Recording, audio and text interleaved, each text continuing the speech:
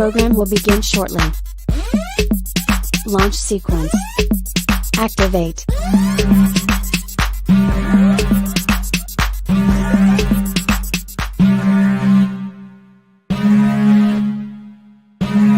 Warning, the following content is not politically correct.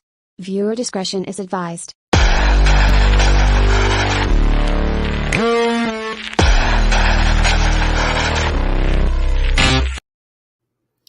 Welcome back to the channel today, everyone. So I do have a very special guest, but before we get going, I do want to remind you guys that Freedom Fest is coming up. I am speaking on Saturday, and a lot of great people that are going to be there.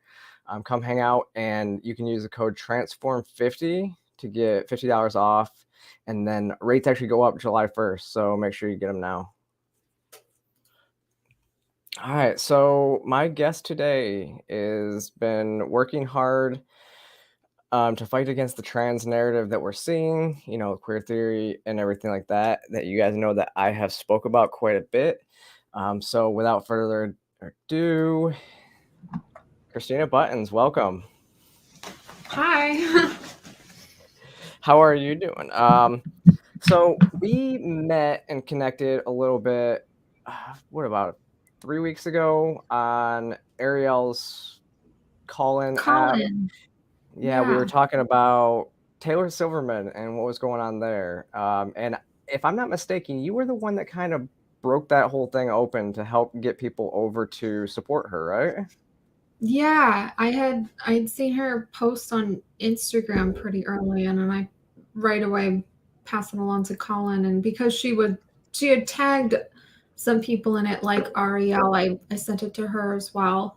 But because it seemed like she wanted to get her story out there, like we just blew it up on Twitter, and then it went viral pretty quickly. Yeah. I mean, that's the type of story that would, and you guys definitely have the reach to be able to connect with a lot of those audiences, and I think it was awesome. And just seeing, I talked to her today because she's doing an event in DC, and just seeing how much support she got after you guys shared that was awesome. Mm-hmm. Yeah, it was really sweet. She had reached out to Colin and thanked him, and said that it was when Colin had shared her post, it was when the overwhelming hate kind of flipped over into positive support. And that's awesome. Yeah. So I want to kind of get some of your story. I want to see who you are. And so if I'm not mistaken, you are a former social justice warrior. So like, tell me about that, and tell me like, what was your red pill moment that kind of opened your eyes? Well, it was like a succession of red pills, I guess. I guess to begin with, like I wasn't really that involved in politics up until 2020 when the pandemic happened, and then I was pretty much like just glued to the news. And my preferred channels were MSNBC, CNN. I thought that they were reliable news sources. I was a California Democrat my whole life. My family was, and then because of the pandemic too, because I was just sort of like in isolation, I started getting involved in like these online communities, the online social justice community. And I'm an artist, so I started creating social justice art, and it just effectively created this like echo chamber of people in the social justice realm. And that's where, I mean, there's so many people that believed these things and the news and the mainstream media affirmed it for me. So I believed it too. Yeah. And it wasn't until, I started also working for this like leftist propaganda page, like that cute social justice art I was making, just sort of like eventually like I got radicalized more and more into like this leftist ideology, and I began working for a page called We Fucking Hate Donald Trump. It had like 700,000 followers on Instagram, and it was pretty close to that to that 2020 election. So that I did things that I'm not proud of. Yeah. Like I said a lot of nasty things about 50% of the country, and I believed, like, if you didn't vote for Biden, you were, you've heard it all.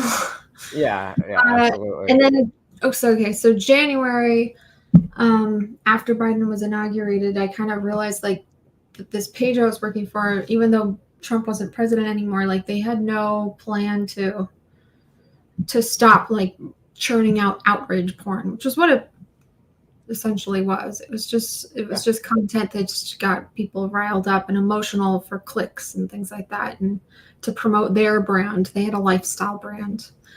And I also got called a racist by the person that I was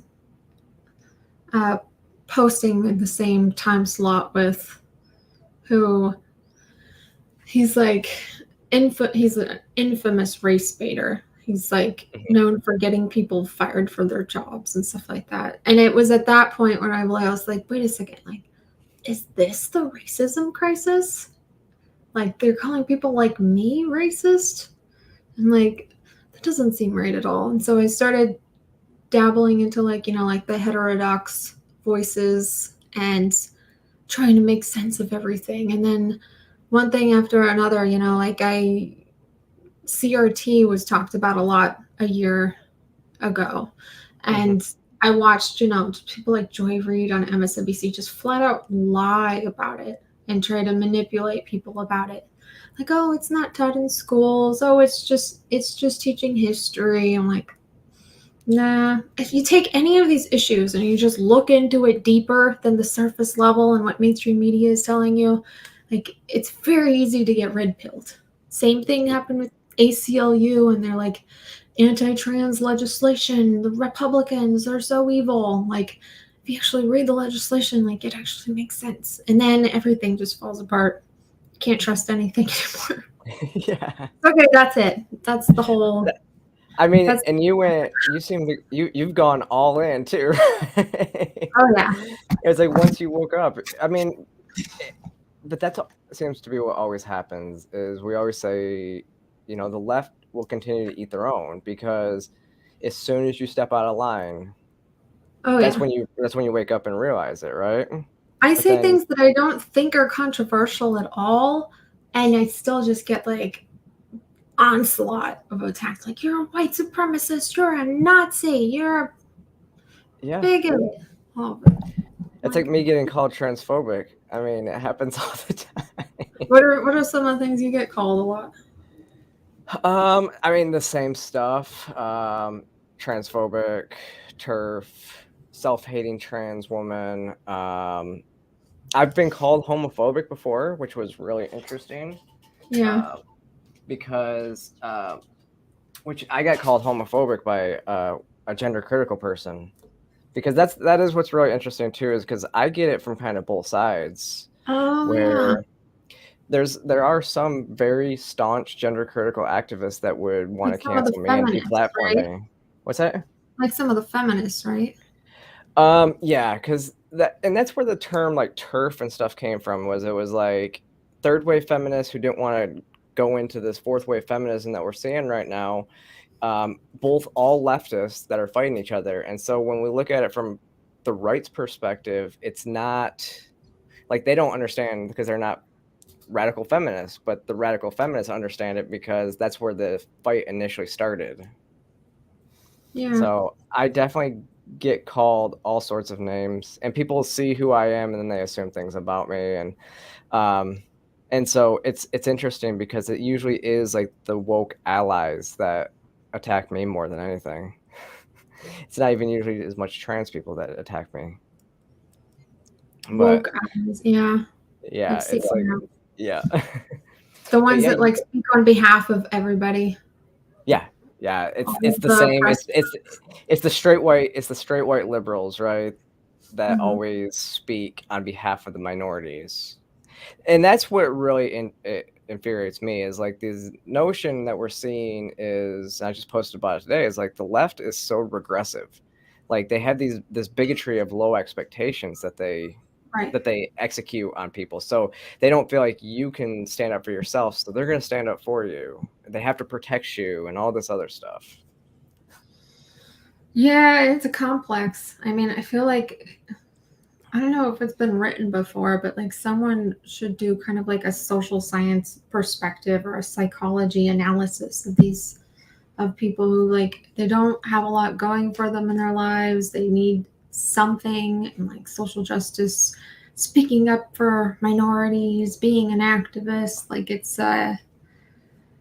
something people do to make themselves feel better about their inadequacies or their humdrum life. Yep. And they don't see the harm that they're actually doing, because the populations that they're standing up for are literally looking at them going, you think so little of me that you have to do this? Don't do this in my name, type things. And that's why we see so many people moving to the right and voting in the right, because they're like, you don't speak for me, and that's not what we believe. So stop, type stuff. I know. I wish more people were brave like you to come forward and talk about these things. It's not easy. I agree, and that's why I've called for more people to step up and speak on these things, because it is, and as like trans people, I know trans people, most transsexuals, anybody who's a transsexual, which is still the overwhelming majority of the population, of trans people, it's like most of them won't come out of their, stealth lives, and I get that, but these people are creating a perception of you that you might have to live with at some point. Once somebody finds out, they're gonna have this perception of you, and it's usually not going to be in line with reality. Yeah, I feel like trans people are getting a really bad rap from activists these days. I feel like things are worse now than they've ever been. Yeah, and now, so you've moved, because that's kind of where your main focus seems to be a lot, right? Is in trans discord, like the queer theory activism against that type of activism discord, right? Yeah, I mean, once you get into it, like it's a black hole. It sucks you in. I think I made a tweet the other day because I was watching, or I had something on in the background. It was like a true crime series. I'm like, it is kind of like watching a true crime series like unfold before your eyes because of like the medical abuse that's happening with kids, just based on like activists pushing on them. Yeah, and I think a lot of that is more than just activists. I mean, it's almost by design, because if you can get so many people hooked on these drugs, these sustaining drugs, then Big Pharma has a new customer for life. Oh yeah, for sure. Yeah, no, the medical institutions too. Like I mean, I can't say for sure, like they've been ideologically captured, but like there might be in that incentive as well. I mean, it's pretty lucrative business right now. What's that? It's a pretty lucrative business. Yeah, and I mean that I just did a video on how government and Big Pharma has seemed to work together, to where Big Pharma used to be like the enemy of the people, right? Like the left used to champion against them, like they're these evil corporations that make millions off of off the backs of sick people, and now they're pushing everything that comes to the left. They're glorifying their SSRI use. They're trying to get all these trans kids, or these kids, hooked on these lifelong medical interventions. And then we won't say the C word, but they're redacted. Yeah. And it's really interesting how that whole thing has flipped. But then government also bans the use of marijuana and mushrooms and all this other stuff that's been shown to help, because Big Pharma doesn't make money off of those things. Yeah, I mean, hopefully that'll change as more research comes out. Like the stuff on mushrooms has been interesting, and I feel like we're getting closer, incrementally closer with getting weed legalized in more states. Yeah, I think that's coming. I mean, it is moving that needle and everything like that. Even here in Georgia, I mean, we don't even have medicinal. Oh, we have very minimal medicinal marijuana use here, but I was working on a Republican campaign, and I've met a lot of Republicans, and it's like a lot supported as well here. So it's just getting them to actually pass the legislation is the hard part. Mm. But what got you involved? Like, what made you kind of move into the trans issues? Like, what were you seeing that really shifted your direction that way? Because you were talking CRT and stuff earlier, but what shifted your direction towards trans discourse in general? I feel very strongly that if gender ideology were in vogue in the early 2000s, as it is today, like I would have been one of them. I identify so much with the girls that I've heard detransition, and like they just sound exactly like me. Plus, I'm like on the autism spectrum, and it affects a lot of girls who are undiagnosed or were diagnosed on the autism spectrum. And I mean, it's like I remember reading Helena's detransition story, and I'm like, I never get emotional, and that made me emotional because I'm like, it was like reading something I had written. And I mean, when I was 12, I was already just deeply depressed and self-conscious. I was like flat as a board. Everybody else was developing. I felt like a freak. I felt like less of a girl. If someone had come along and told me like I could be a boy trapped in a girl's body, I would have latched onto that idea. And in my like obsessive compulsive tendencies would have just dwelled on it and convinced myself, found confirmation bias everywhere. Like, oh, well, I wear baggy clothes and I don't get along with girls, and I liked boy things growing up like Ninja Turtles and Power Rangers. And I would have just found evidence over and over and again that I was a boy trapped in a girl's body. And then I would have wanted to transition, and I would have wanted hormones, and I just would have, at that age, like I would have done anything to feel better because I was so depressed. Like I went on to end up becoming anorexic and cutting myself and ending up in hospitals over and over again. I spent from 15 to 16 in a long-term residential treatment facility in Utah, which is a story for another time. It's the one that Paris Hilton is like petitioning.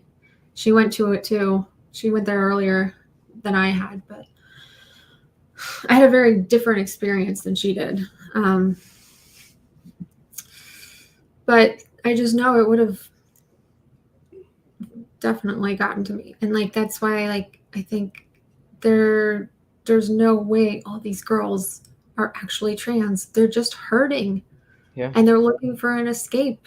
And I need to tell them that this is not the way. They're going to just destroy their bodies and make themselves even more miserable. Yeah. It's been heartbreaking to watch it happen. Yeah. I mean, because I hate to be like that person. Like I've been kicked out of trans Reddit groups, like a lot of them, a couple of them, because a couple years ago I was saying, well, no, trans trenders are real. And is that what it's called? Trans trender? Yeah, so people that are kind of pretending to be trans for clout type stuff, or they're kind of getting wrapped up into it. That they don't actually have gender dysphoria. Young it's people like the rapid onset stuff. Yeah, it's really easy to convince yourself of something like that. If everybody else is saying it and doing peers of yours, and like it seems to be everywhere, and it's like they think it's like this common phenomenon, being born in the wrong body. Like, oh, that must be why I'm so unhappy too. And then they get, oh, drugs will fix it. It's like they offer this, they give them the problem and the solution, but they're really just creating more problems for themselves. Yeah, and then they start realizing later.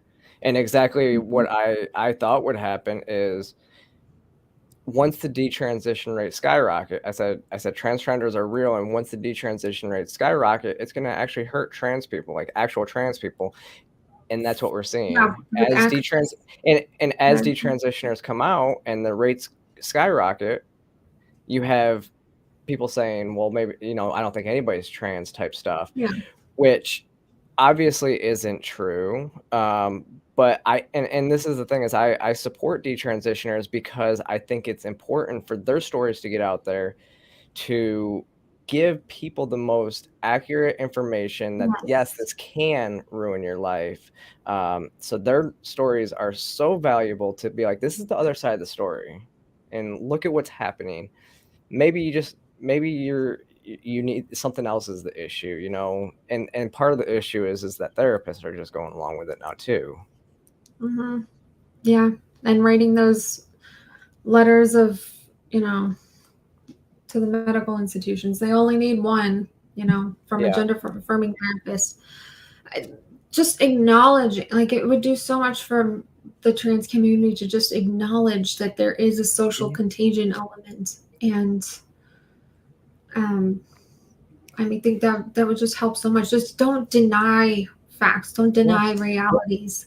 Like, everybody can have what they want. Trans people can live the lives that they want, but we all need to accept certain facts and realities to get there. Like you said, because I hate the term rapid onset gender dysphoria, because I don't believe it's gender dysphoria. It's typical adolescence, you know. It's not feeling comfortable in yourself. And so it's not necessarily gender dysphoria, but I think that's why I like that it's shifted over to say that to say that this is a social contagion.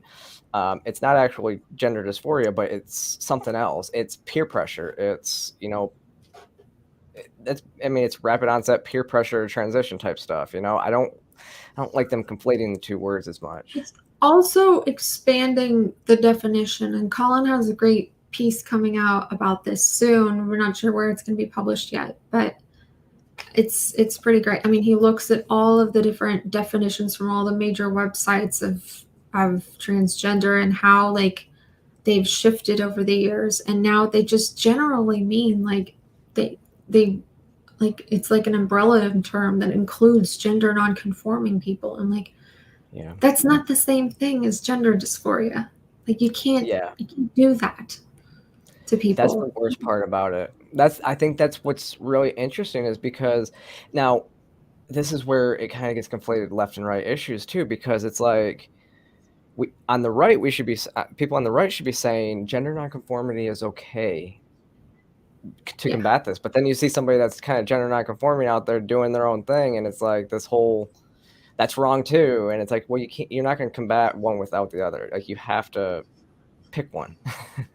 And I would rather pick the non-medical interventionist, you know, let people just be who they are and wear what they want, but they don't have to medically transition. We need to be telling them that that's okay. Like, to want to wear dresses and you're a boy, that's fine, but don't medically transition. Yeah, that seems to be a common thing I've seen a lot. I'm in a lot of Facebook groups for parents of trans kids, and that seems to be like a very common thing with, like, parents of 3-year-old boys who like to wear dresses. I'm like, yeah, why wouldn't they? Like, that doesn't mean anything. They also, what is it called? Oh yeah, it's called gender constancy theory. Can't remember the name of the guy, but it's like this, it's decades old social psychology theory that a lot of activists have been trying to discredit, but it's kind of remarkable. Like, across generations, it's an experiment. You do it with kids, like between 3 and 7-year-olds. You give them a Barbie and a Ken, and Barbie's carrying the purse, and then you give the purse. You ask the child, who's between 3 and 7, is when this, you know, developmental stage is, and they say the girl, because she has the purse, is the girl, and the guy is the guy. But then when you give the purse to the Ken doll, then Ken becomes a girl, if you ask one of the kids. And then, I mean, it's really interesting. at that age, they believe like if a boy puts on a dress, he can become a girl. They just don't have this grasp on reality yet. So there's just no reason or sense why we're transitioning kids at that age or listening to them putting those ideas in their head. Like, that young is so weird because, again, like you said, why wouldn't they want to wear a dress? I mean, boys like pretty things, you know. It's like they see them, and there's also a little bit of what is it? The Oedipus complex would come into play a little bit too, where except for almost the reverse Oedipus complex, right? Instead of wanting to be with your mother, it's you want to be like your mother type thing, and yeah, I could see that. I could see that coming into play a little bit more. But what's really interesting now they is want to please their parents too. They want to please adults. It's like they want to, if they're getting encouraged by adults to say certain things, that they get the reaction that they want, or their parents make a little video of it, and like it's like a performance. Now it's interesting too because the little kids in that range are usually the young boys, because it's not the young girls that are coming out and saying a lot of this stuff until middle school, high school time frame, right? So the spike has not been nearly as big for, male to female. The spike has been absolutely crazy for female to male, or female to non-binary, whatever they are going by. But it's really interesting because, the young kids, it seems like it's girls or it's boys. Yeah, and I think it has a lot to do with gender ideology, or whatever the gender identity lessons or something like that they want to teach kids. It's because it's all based in stereotypes. So if a girl doesn't feel like, I mean, there's like a lesson where they compare like Barbie as the highest, whatever it's called, like she's the most representative of the most feminine, and then G.I. Joe is representative of the most masculine. So like, they give this lesson to kids, where do you fall on this? And it's like the gender unicorn. Yeah, it's nuts to me, because it's like basically saying like, oh, well, if you don't fall into these categories of like hyper feminization, then you're not really a woman. Like, and you have a gender identity that's something else, and it could be a boy, and that's why you don't look like she does. And I think it would be very confusing for young people. Why do you think we're seeing so much of this now, though? What do you think's kind of driving it?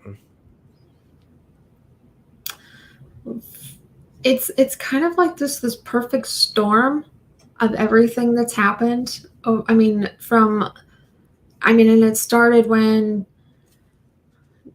queer theory came out of academia, and then all of the things happening to where we have this like social justice movement based on transgender rights, and then TikTok, and then like the pandemic when everybody's cooped up inside and on social media, and like all of these different elements creating this perfect storm that we're in right now trying to navigate. Yeah. And it's interesting because you did mention the autism spectrum as well earlier, and it's like that is a huge issue. And so when you lock people in their homes with the internet and stuff like that, and you get them on TikTok, it seems like that is a vulnerable community to be told something that they not necessarily are. Well, yeah, for me too, like I was diagnosed really late with Asperger's, and it's because like the diagnostic criteria was really written for boys. People thought it was just a disorder that affected mostly boys. And as we're learning, girls just sort of like their symptoms sort of like they're expressed differently. Like girls can become obsessive over things like animals, or like their favorite band or something. Like for me, I was like hugely into Lord of the Rings when I was an adolescent, but like their special interests are different things, is what I'm trying to say. Like with boys, like they thought it was more like mechanical things like trains and stuff like that, but like, and girls I guess are better at sort of socially adapting and masking. But the point is, I feel like there are a lot of girls that go undiagnosed with Asperger's, and they know, like, I knew that there was something wrong with me. Like, I always had this feeling like I didn't fit in. I was different from everybody else. I couldn't find friends. I couldn't find people to be my friends because I felt so awkward. And I know that there's a lot of girls out there that feel that way, and they find these online communities like I had, and they're finding other people who are coming out as trans and like finally becoming happy and being part of a community and getting all of this like approval and praise and things that they really wanted that they get from the trans community. But like it's a band-aid. Like it's not gonna solve your problems. For some people it will. I mean, for some people it will, but like I think a vast majority, especially the young girls, especially the ones on the autism spectrum, like they're not going to be any happier. Maybe for a short while until they realize like that they had made a terrible mistake. Well, and it's interesting that you say that too, because I can say that growing up almost felt the same way. So it's almost like gender dysphoria and that for you was very similar, because I knew there was something wrong with me or something different about me by, the age of 4 years old. I remember trying on a dress when I was 4 years old, but I knew something was different because I was drawn to it. And then even in puberty, it was like I was so envious of women that I couldn't just, and I would obsess about that. I would obsess that I wish that I could just be a girl for a day type stuff, just to see what it was like. And so I find that's something I hadn't really ever heard. So, because it kind of seems to mask itself the same way in adolescence, which could also be what's a key contributor. It could be what's a key contributor in just the medical community. They hide each other so well, and so you could absolutely be right that so many people are just not going diagnosed with the right disease. Yeah, I think that is a big part of it. Yeah. So you just posted this. I'm gonna share something real quick. Let's see. So this, you've been posting this a lot. So what is going on with this? Just kind of give a rundown of what's up with this. Well, I just decided to look up some gender clinics one day and decided to do kind of like a thread on them. Mm-hmm. And this is a gender clinic in San Francisco, UCSF. They have 4 different locations there. They treat children as young as 3, typically 3 to 17. I'm guessing it begins with social transition. I'm guessing they don't put 3-year-olds on anything, but that's still like such a young age to take someone to a gender clinic. And we know from studies that like as soon as you social transition, then like it just starts this progression. It starts this fast track into a sex change. Yeah. So it's called what is that called? Sunk cost fallacy. So you feel like you're already so deep that you might as well keep going. Yeah, Colin had said, I was asking about that. What was that fallacy called? And he said something about that. We want to write a post about that too. And of course they say that puberty blockers are completely reversible. And I mean, that's just, it's so wild to me because like that comes from the on-label use of puberty blockers for precocious puberty, which is a real condition. Happens especially in girls from like 5, 6, 7, where they start experiencing some symptoms of puberty. Mm-hmm. And it is effectively like a pause button for puberty at that age. Yep. But the way that it's used now during adolescence, like those kids all come off of the puberty blockers before around the time that their puberty is supposed to start, which makes perfect sense. And that's why they call puberty blockers reversible and like a pause button. But used out of context, off label to treat gender dysphoria in adolescence is completely insane. To say that it's completely reversible and like a pause button, like it's not intended for that use. There's no evidence, no long-term studies. I mean, all of the development that's happening at that time, like you can't just pause it. Like your body needs to develop. Well, that's they're doing it at key developmental years, and even for so long, I believe this. I was one of these people that believed that they were completely reversible, because it seemed right, but because they've used them for 30 years for precocious puberty, and but now that the studies are starting to come out, it's like it affects and it makes sense. It affects IQ. And obviously, thankfully, Marcy Bowers is out here now raising the red flag about stuff. So, and she's now the president of WPATH. So hopefully we start to see some changes. Oh, she is. Yeah, in this post, I do a few things from WPATH because UCSF uses WPATH as those are their recommendations for surgeries under. That's what everybody does. I mean, I don't know a trans person or a trans doctor that doesn't use WPATH. Very few that will skip WPATH guidance for adults for surgery. So anybody over the age of 18, they'll actually you can do a surgery on informed consent, which you're over 18. I kind of agree with that. Yeah.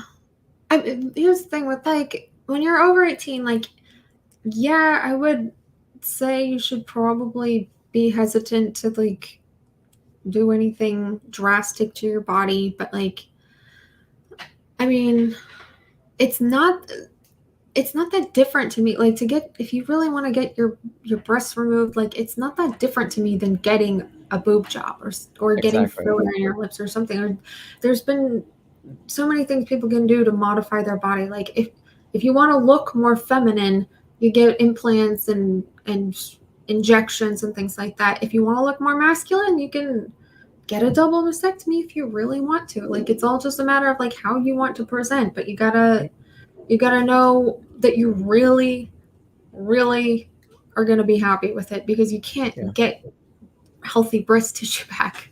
Yeah, you absolutely cannot. And so to do it to 16-year-olds is insane to me. Which I've always been against. I've always been against 16-year-olds getting breast augmentation, which people, pay for their kids to get those for their 16th birthday. So it's just, it goes both ways. It doesn't make any sense. I guess that can happen. I don't know any cases of that happening though. I think I've heard of it. Actually, when I posted that, somebody said that they know somebody they went to high school with had it done. But so now this UCSF article, though, it was really interesting because at the bottom you pointed out that again it shows that they are prioritizing social justice and health equity. Oh yeah, that's interesting. They say they have that like on every page. It's like such a big part of their whole identity. But if the most interesting part was the other slide, the one that had the editor's note. Okay, let me see. I think I had that one too. It went pretty viral on Twitter. It was like 900 something retweets. Yeah, this one. It's wild to me that they admit to this. Even so, it's in the absence of solid evidence, providers must rely on expert opinions of innovators and thought leaders. Innovators and thought leaders, which is another way of saying actors. So yeah, they're not looking at expert opinions. Wait, those aren't scientists. Those are innovators, thought leaders. The ones that are saying, like, you need to transition kids or they're going to kill themselves. Yeah, the one that's putting ideas into kids' heads, creating a foregone conclusion, right? Mhm. That's really what that's doing. Telling kids and telling a child that if you don't transition, you're probably trans, and if you don't transition, then you're going to kill yourself. What is that doing? That's going to tell them that, oh, I'm probably just going to kill myself. That is what I see a lot in these activist-led Facebook groups for parents of trans kids. It's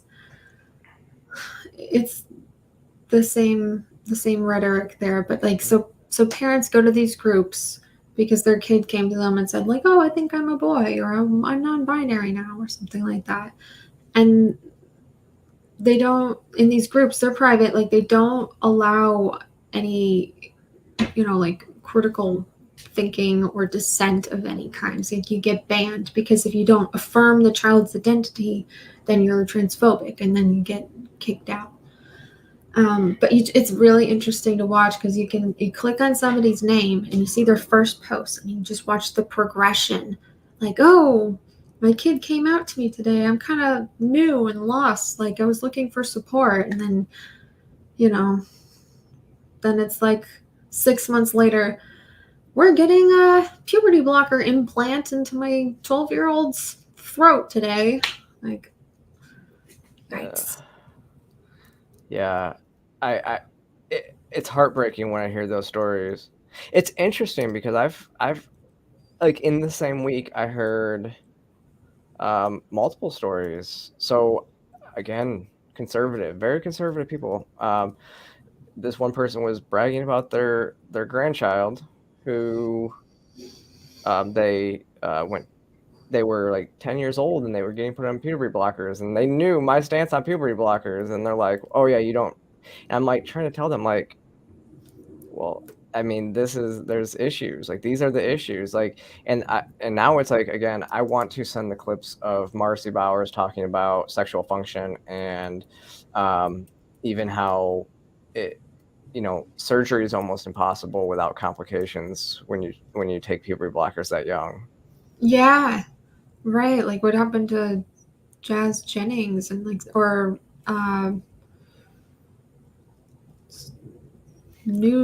Scott Nugent. Right. Oh yeah. Yeah, from the documentary. Yeah. It's amazing. Well, female to male transitions, having bottom surgery is the note is it's not if you have complications, it's when, and which is why most male or female to male do not have surgery, because there's not really a good way to do it. It's a little bit easier to go female to male or male to female when having bottom surgery. Yeah. Can't create something that's not there.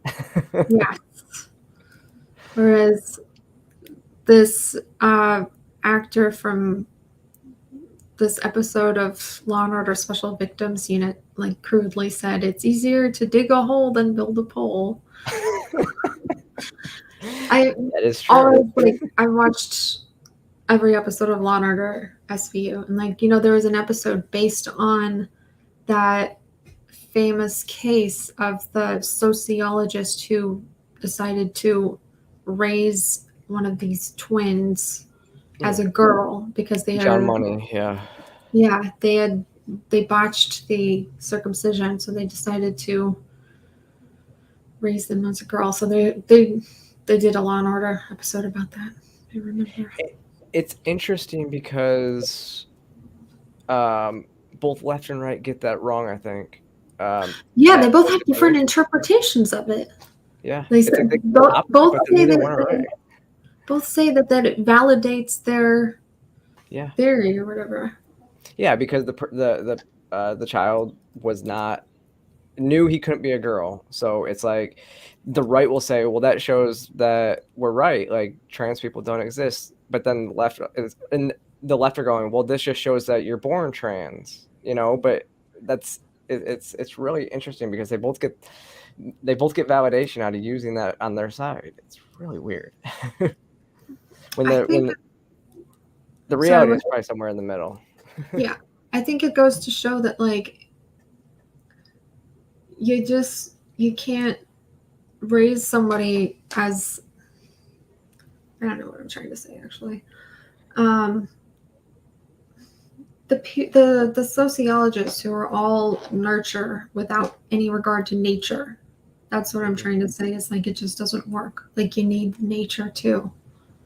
Yep. Yeah, I mean it is, and and that's it's like you can't make somebody gay, you know, and but the left will be like, well, everybody's gay. You know? It's got to bring it out of them. Yeah. It's so regressive. That's all you can really see is it's so regressive. And that's kind of brings me to, did you see the news today that because of everything that happened with the swimming stuff earlier this week, where FINA banned basically males from female sports, which is a great thing, the Biden administration moved to remove Title IX rights for women in favor of gender identity protection. Essentially, they actually post you made about it.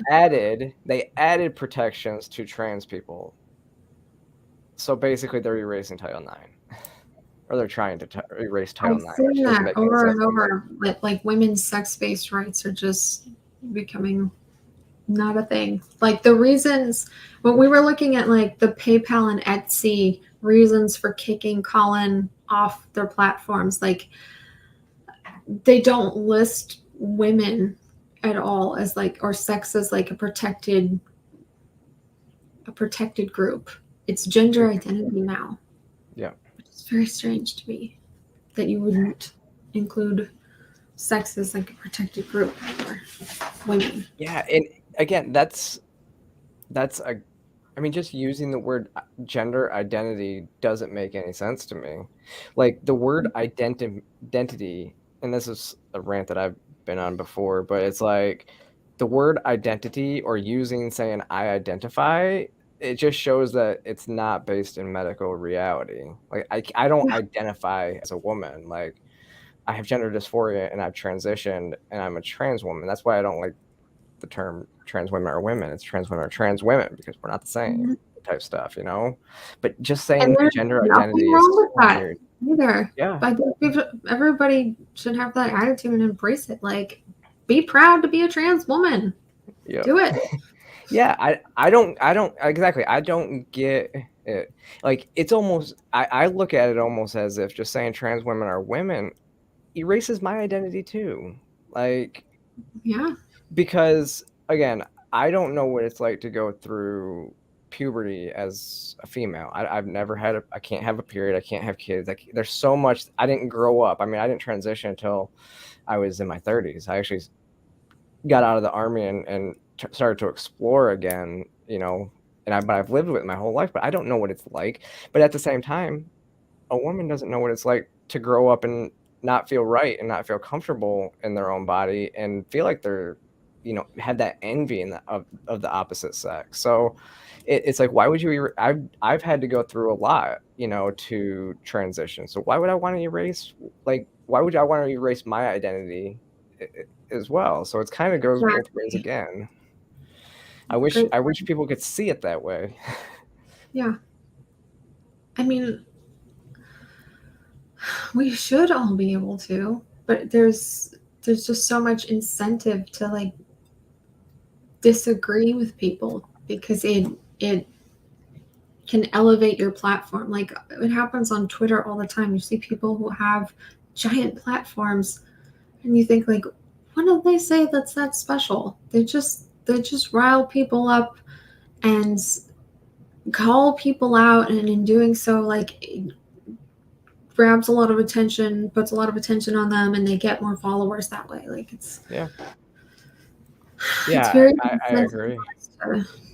But that goes back to your days, that your red pilling moment that you were talking about earlier. It's like the people that you were working with, it's like that's what they do. It's just there to rile people up, and it just creates more divisiveness, and it's people can't see past black and white anymore. That's the issue with Twitter. It's like I can say something and everybody will disagree. It will be like something like they'll throw me under the bus and say all my politics are all this or all my politics are all that. Like I can point out that Donald Trump was for red flag laws, and people are like, "Oh, you're such a lefty," and all this other stuff, and it's like, no, I'm just pointing out a fact, you know. That's part of the issue with discourse today as well. Is especially on this issue, there is a lot of middle ground to be found, but it's hard to get people to talk about it and find middle ground. It's like, why can't we just call them female sports instead? Stop calling them women's sports and call them female sports. That would erase a lot of the discourse, in my opinion. Yeah, it really, I mean, I don't know how we got to this point where people are just denying basic biological reality that, like, men, when they go through puberty, they're stronger, they're faster than women. Like, it's just, yeah, it doesn't make sense to me. I don't know. And yeah, it's interesting now. Like you said, and platforms won't even let you talk about it. Like you were talking about Colin getting kicked off of PayPal. Like that is, you know, Sydney Watson getting kicked off Patreon. Like that type of stuff is just insane to me. Like these platforms, and it's platforms like payment processors you wouldn't think would be so woke, because it's like they're not even putting people out there. Like nobody would even know if you had a PayPal account, but they vindictively went after him, which is crazy. Mm-hmm. And people like Chris Rufo still use PayPal. It's like, it was they both happened within like a week of each other too. So you just know that someone's going through. And I mean, I get it too. Like I tried to retrain some of my friends from when I was a social justice warrior, because I had some good connections with people, but there's some trolls who like go to them into their DMs and say, I noticed that you're following Buttons Lives Still, and she's a Nazi, right-wing, transphobic, evil person, and if you don't unfollow her, I'm gonna tell everybody that you are friends with her or something like that. And they listen. So I have very, very few. I can only think of one person who has remained my friend and still follows me from back when I was a social justice warrior. Now, are those people that you know, like personally, real life friendships? Some of them I had met in real life, and like I felt like I had a friendship with, but apparently not. Yeah. Apparently. I mean, I've had those moments even just in the liberty movement among people that I feel like I'm friends with them online, but now we don't even, like, they have me blocked and stuff like that. But that's a little bit different. Now, I will say in real life, I have people that are on the left and they do stuff on, you know, and stuff like that. We just don't talk politics. It's like we actually get along really well. Like we're cool. We just know we disagree on like the political issues and stuff like that. So we don't even talk about them, and we remain friends to this day.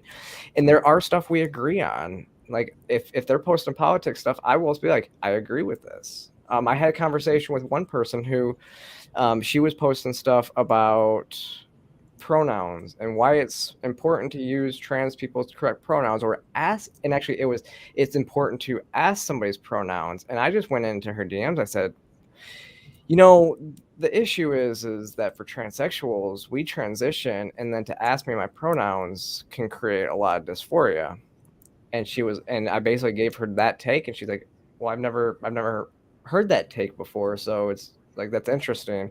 And she basically asked, do you think if we just normalized it for everybody, it would make sense? I'm like, I don't think it makes sense to change the language and force people to do something based on, you know, less than 0.5% of a population. Yeah. Like, oh, okay. I'm gonna have a problem with that, because it starts getting into like compelled speech, you know. Yeah. Personally, like, I don't have a problem. Like, I'll use anybody's pronouns if they want me to within reason, as long as they're not like cape gender, noun, self type pronouns. Yeah. I won't use it, period. That is, I've fought against people using the word it for so long. Not realize the connection between using the pronoun it and like that horrific book about child abuse called A Child Called It. Like, are people not making that connection? Well, I honestly didn't even know that was a book, but to me, it just makes a whole lot of connection anyways, that it's like, it's using the word "it" is so dehumanizing. It's like it's Yeah. what like the people that used to hate trans people would call us, because they didn't see us as people. They saw us as things and freaks, and it's like that's what they would use. So Yeah. I can't. I just won't. I won't use that for anybody who I won't. And I'll try to use the right pronouns for a lot of people, even in online discourse. But there are some limitations, and I don't mind people that do it to those who want to compel speech. Like I say, respect is given where respect is earned. Like for me personally, if you slip up, I don't really care. But if you are maliciously, calling me he, him, and all that stuff, I'll just disassociate. I'm not gonna be like, you have to do this. No, I'll just disassociate. Why do I want to be around that? It's not Yeah. something I feel like doing, again, that's not the take that's so many, on the left have. They want to make it a crime to misgender, which is, again, that's insane to me. Mhm. Yeah, they attach like statistics to it or something like that, which I'm like, I don't think you understand statistics.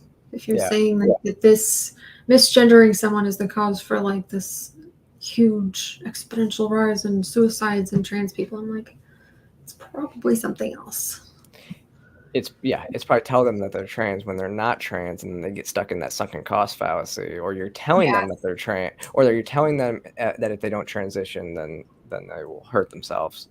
It's also it's not even just among trans people. LGBT suicide rate has gone up over the years as well. And again, I mean, the more we see SSRI use, the more we're seeing that is having an impact on a lot of people. Yeah, you're doing some research into that. Yeah. I put an article out on Substack, and I did a video. Ariel was in the video, talking about her use of SSRIs because they work for her, but she was also on one medication that absolutely didn't do it. Like, absolutely made it worse, like everything worse. So when you're, and studies are showing that, yeah, for long-term use, they're not good for overall well-being long-term. No. And No. 40% of people get emotional numbness from SSRI use. I actually liked the emotional numbness part of it. I think I mentioned to you that I've been off my antidepressant for like, I don't know, 2 months or something now. I can't remember exactly, but I was on it for like 4 years, a pretty high dose of Prestique. I've not heard of that one. It's an SS norepinephrine. Okay, yeah, the NI. SNRI, not an Yeah. SSRI, SNRI. Serotonin norepinephrine reuptake inhibitor. Yeah. But no, it was great for the time that I was on it. And then I moved here and I don't have health insurance. So I figured now's a good time to stop taking it. And oh my God, the withdrawals are horrible. Like the brain zaps. Nobody warns you about that. It's like this electric shock that goes through your body, but it happens every few seconds. Oh my gosh. Yeah, I mean, that's something that people need to understand about that too. Like when I approached my doctor about going on some anxiety medication, that was my concern. Was I said, I've heard of people basically becoming zombies, and she said, and I never got that. Lexapro didn't do like anything for me. It made me feel, I guess, a little bit better, but we even upped my dose and it didn't do anything. Like it helped my anxiety, I guess, a little bit. But I didn't get like the emotional numbness and stuff like that.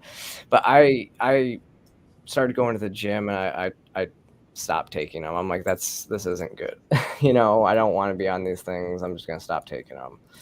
And I kind of was done with the career that, I had just gotten out of corporate America, and I wasn't feeling as stressed anymore. Like I was realizing that having very toxic people in my life is what was causing a lot of that for me. So again, it would have been nice though to know that and have doctors that Talk to me about that type of stuff.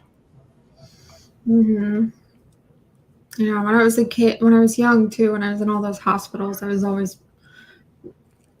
they would just always try different medications on me, and nothing really like helped. Yeah. But then I started taking Prestige when I was an adult, and it did help. But like, it's not. So I don't think it's supposed to be for long-term use. And yet I was on it for a long time. Yeah. I think it should help for like people in the short term, and then like you find another way.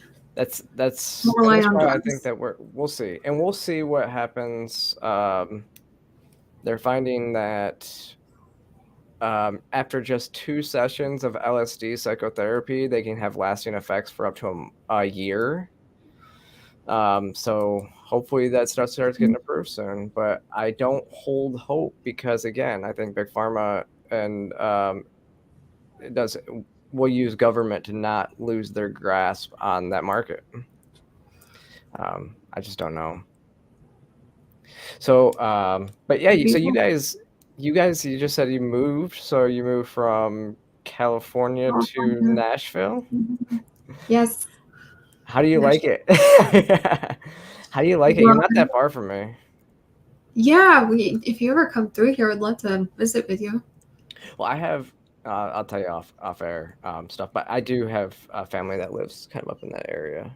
I have quite a few friends that live up there too, so I have to. We I'll have have a to come up and friend, visit. another friend in Atlanta. We need to make it out there too. Are you near Atlanta? I live in Atlanta. You live in Atlanta? Yeah. Okay. Definitely have to. We have like a bucket list of things that we've been wanting to do this summer. That's like we just spent so much time working and sucked into our online spheres. It's hard to get. Absolutely, I completely get that. What made you guys, like I said earlier, you guys kind of just dove right into getting out of that leftist culture. Is that what kind of led you guys to leaving California, or what was it? Well, I've been living in LA, which already isn't the best part of California, because I grew up in San Francisco Bay Area, which is beautiful, and I lived a long time in San Diego where my family is, and those are already just much nicer places than LA. But I was in LA for school and a boyfriend, but I had realized, around the time before the pandemic started, like, I'm not going to school anymore. I don't have any like attachments to LA. Like, I should just move. But then, pandemic struck. It wasn't really a good time to leave the country or leave the state. And then, yeah, I got an opportunity to live someplace pretty cool because my friend Lisa lives in a castle in Hollywood, in the Hollywood Hills.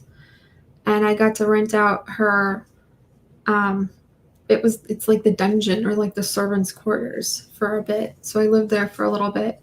But every time I went into town, just, to go to the gym or the grocery store, it's like, it's Hollywood is now, it's kind of like an extension of Skid Row. It was rough.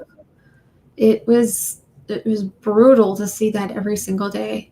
And that was another reason why I really wanted to get out of LA, because of just it was very depressing. And I just wanted to be around wildlife and trees. And Colin and I had visited Nashville a year ago, about last August, and we were just kind of overwhelmed by how beautiful and green and lush it was, and really liked the kind of culture here, and decided that, we're both working from home on our computers anyway. We can live anywhere and pay considerably less rent than we do in California. So we just did it. We just got this cool apartment complex overlooking this man-made lake, but it's gorgeous. Like, it's so beautiful here.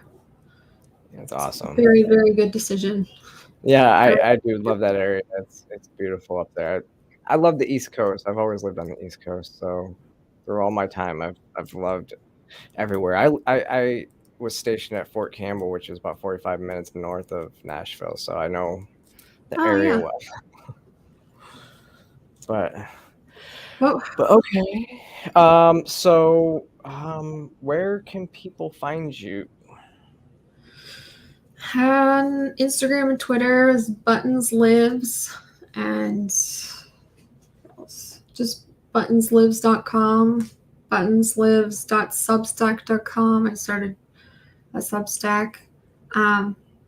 You should write something for Colin's Substack, though. He's taking submissions now. Like that sunken cost fallacy would be extremely interesting. Yeah. I think to explore more. Yeah, I will. I'll send him some stuff. That'd be good. I'm There's also. like I a collaborative feature now that'll What's it'll link directly back to your Substack with the collaboration feature. That's nice. Like, is there you can write a Substack.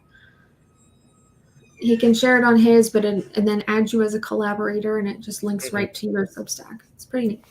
Yeah, and that's what's interesting. So I am also on the, I'm on the part of the beta program for the videos. So I have videos that are going to be on Substack too. So like my last article, I posted a Substack exclusive. I posted actually yesterday. So I posted a Substack exclusive video with it as well, which I'm going to put it here on YouTube next week. But yeah, right now it's up on Substack with attached article about, yeah. So it's about gay men not being allowed to donate blood when basically a trans woman can self ID and do it. I even have like an audio call where I called the Red Cross and asked them their policy, and it was pretty good. Yeah, funny. I did not know that they were doing video on Substack now. That's great. Yeah. So I mean, this will be on there as well, because all my podcasts, so all my interviews are podcast episodes as well, just not video, and so this will go on there as well as a podcast episode. So, that's awesome. Yeah, I'm just getting started doing on that site, so I'm excited to see what it has. But I wanted to see if I can do videos on there and be, because I like locals, but locals you have a data cap, so I can't post as much as I would want to exclusive content on there, whereas Substack doesn't seem to have any caps like that. So I'm interested to see what I can, put stuff behind the paywall that way, which will be good. Just more exclusive behind the scenes, like of my life. Like when I'm going to Vegas, there's going to be a lot of like reels and stuff posted that are going to be posted. Are you going to the conference? Yeah, so I am. Conference? Yeah. What's that? Colin's speaking at that. Which one? I really wanted to go. Wait, which conference? The women's sports conference coming up. Oh no, that's different. That's different. Yeah, I didn't know that there was a women's sports conference coming. I know that there's one in DC. That's this weekend. One in Vegas. Which conference in Vegas is it? There's another one. So I'm going to Freedom Fest. Oh right, that's the other one. Yeah, so going to Freedom Fest at the Mirage on the 12th through the 16th. I wish plane tickets weren't so expensive. Otherwise, I'd be going with Colin to all of these things and meeting everybody that I want to meet. I know. That's what I'm going to meet all my online friends. It's going to be great. I think I have all your stuff posted in the link. Again, just thanks, or down in the description. I think I have all your links and stuff down there. So what's your Substack called? It's a good question. I think it might just be Sara Higdon at Substack. .substack. Yeah, it's in the description of this as well. Yeah, if you go to my page, it's Transform to Freedom with Sara Higdon's the name of the Substack, but it's just sarahhigdon.substack.com. It will be in the description of this as well. And my stuff you can just go to my website, sarahhigdon.com, and I have a links page, and it has links to every single social media platform that I have. Well, I'm very excited about what you're doing. I'm excited to watch your career take off. Well, and if you're interested, I'll try and get Colin's been pretty busy lately. He's like writing a speech for this conference in Vegas in a few days, but maybe he'll come sit down for your channel too. I would love that. Yeah, he's welcome anytime. I'd love to have him on. But again, thank you for joining. Stick around here in a second. When I end it, we'll talk. But yeah, thanks for joining. Thanks so much for talking to me. Yeah, absolutely. I appreciate everything that you've been doing. I know we just connected not a long time ago, but I love seeing what you're putting out and all the stuff that you're raising. So I definitely look forward to collaborating and doing stuff more in the future with you. Yeah, and anytime you have feedback too, if I do say something kind of out of line or whatever. Oh, I always like to hear. I have friends that come behind the scenes like, was this too much? Or they'll ask me my opinion before they say it, and but I mean, yeah, if somebody that I know and like says something, I don't put them on blast. I will behind the scenes be like, hey, this might not be the most accurate thing to say, so I definitely will. Okay. Like my intention is never to be like extremely offensive or like a horrible person or anything like that, but like, yeah, I draw the line at like yeah, I get it. All right, again, thanks for joining. Thanks so much. Bye, Sarah. Bye.